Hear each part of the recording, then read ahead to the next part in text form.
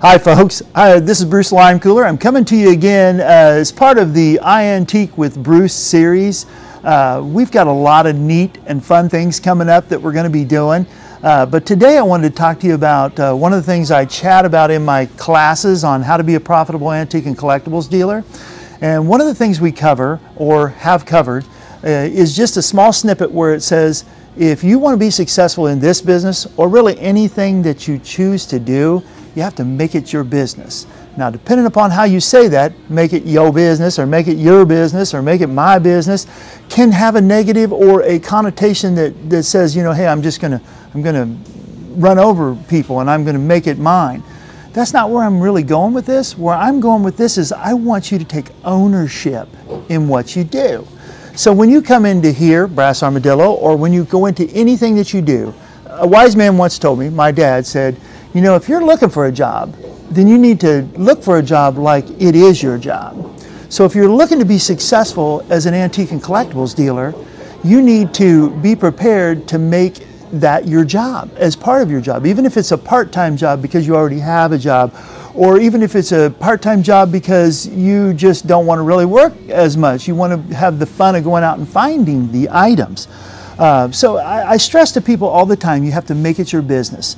And you know, you're a big part of making that successful. If you don't take it to the next level, if you don't come into your space and make your space look the way you want it to look, my most successful dealers are the ones that are in here all the time. I mean, they come in 2, 3, 4 times a week. They don't stay in here long hours. They're just in here and they're like, my booth needs a facelift, or my booth needs a new look, or I just need to be in like with my booth again. And I tell dealers all the time, you shouldn't love the merchandise that's in your booth because you're not running a museum. You should love your booth. And if your booth or showcase or whatever it is you're doing isn't doing for you what you want it to do, change it. Sometimes the best thing you can do is take one action wall and move it to a different action wall. If you come to my class sometime in the future, you'll get to find out what I mean, just what I mean by action wall.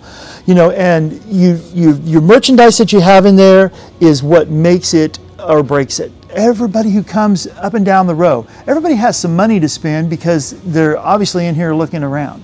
It's entertainment just to look around for many people, but you've got to ask yourself, do I want to appeal to everybody who walks down this row, walks by my booth, or do I want to appeal to just, you know, the person who only has a $100 bill in their pocket that they're ready to spend? So you got to have a variety of merchandise, a variety of pricing. You know, and then lastly, when you come into any place, a customer comes up to the Brass Armadillo or any place they go into, and basically they have an open book that's empty. It has nothing on the pages. And so whatever happens to them, they turn the pages and they write their own story. So they come up with, oh, I went to the Brass Armadillo in Kansas City today, and I walked through the door and they greeted me so nicely. That's fun, you know, I enjoyed that. And that becomes part of their story. That's what they're going to tell other people when they're somewhere else talking about what they did today. If they walk through the front door somewheres, let's just not say it's the Brass Armadillo, and they weren't greeted and it wasn't friendly and it wasn't pleasant, they're going to remember that. And so the things they remember first and last and all through the story is what really makes it a positive, successful, upbeat, Pulitzer Prize winning story, or it makes it one that doesn't make it off the shelves anywhere, you know. So you need to be an active part of that. You need to make it your business. You can do that by how you act with other people when you're in there. If you see, you know, a gum wrapper on the floor, pick it up. You know, if you see somebody who's struggling, needs a little help with something, offer your assistance. Not only are you adding to your security level in your space, in your store, because you're letting them know you're part of the organization, but you're also putting yourself out there to help somebody who might need some help. You know, and in my last challenge, I did a Christmas tree challenge.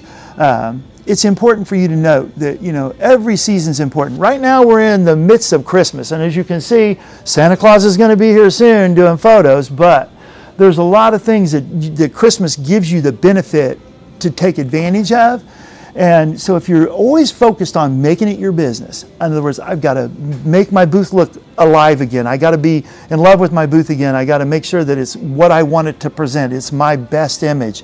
It's no different than raising your children. It's no different than being the best at your job. It's no different than getting an A in college or getting, not getting an A in college. It's the effort that you're willing to put into it.